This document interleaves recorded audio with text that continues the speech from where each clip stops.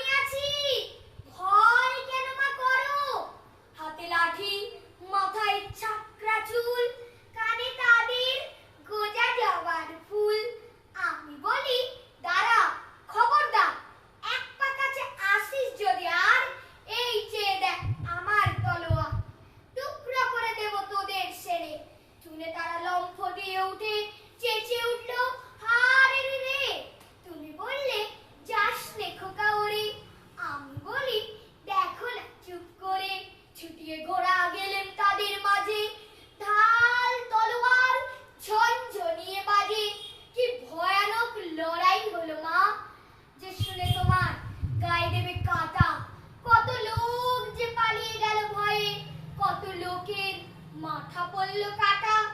এত লোকের সঙ্গে লড়াই করে ভাবছো খোকা গেলই বুঝি মরে। আমি তখন রক্ত মেখে ঘেমে বলছি এসে লড়াই গেছে থেমে। তুমি শুনে পালকি থেকে নেমে চুমো খেয়ে নিচ্ছ আমায় কোলে, বলছো ভাগ্যে খোকা সঙ্গে ছিল, কি দুর্দশাই হতো তা না হলে। রোজ কত কি ঘটে যাহা তাহা, এমন কেন সত্যি হয় না আহা।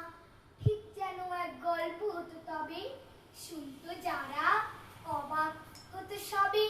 দাদা বলতো কেমন করে হবে, খোকার গায়ে এত কি জোর আছে। পাড়ার লোকের সবাই বলতো শুনে, ভাগ্যে খোকা ছিল মায়ের কাছে। রবীন্দ্রনাথ ঠাকুর। আমি যদি দুষ্টুমি করি চাপার কাছে, চাপা হয়ে ফুটে ঘুরে বেলা মাগো